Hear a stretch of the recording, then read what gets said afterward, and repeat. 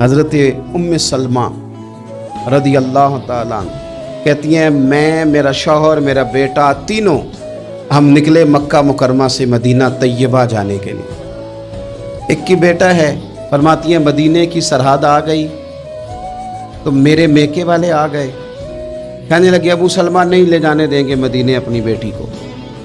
میں نے کہا میں مسلمان ہوں، میں تو اپنے شوہر کے ساتھ مدینے جاؤں گی۔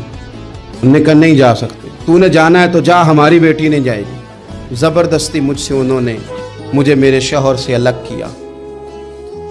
کہتی ہیں پھر میرے شوہر کے قبیلے والے آ گئے، وہ کہنے لگے اگر تم اپنی بیٹی کو نہیں نہ جانے دیتے تو یہ جو ہمارا پوتا ہے یہ ہماری نسل ہے، تمہارا نہیں، اسے ہم نہیں جانے دیں گے۔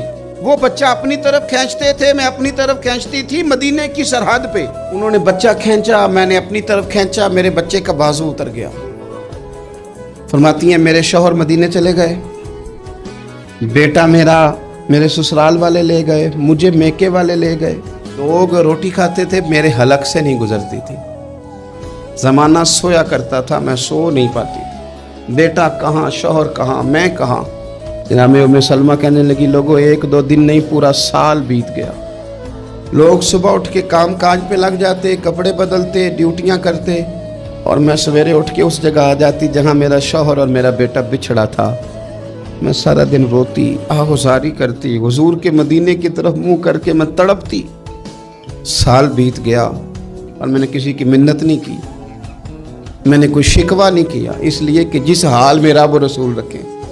ایک سال کے بعد میرے چچا کا بیٹا میرے پاس سے گزرا، تڑپتے دیکھ کر کہنے لگا میری بہن تو سارا دن روتی رہتی ہے۔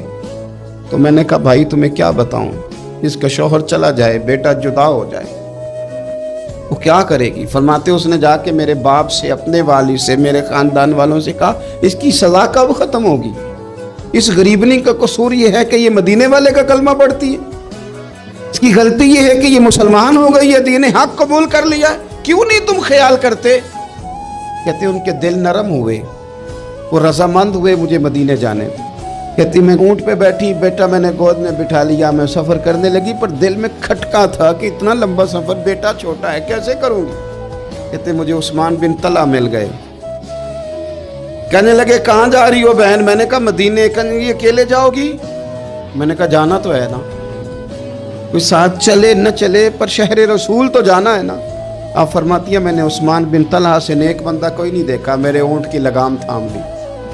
جب مجھے اونٹ پہ بٹھاتے تھے نا، اونٹ بٹھا کے چلے جاتے تھے، میں بیٹھ جاتی تھی تو آ کے لگام تھامتے تھے۔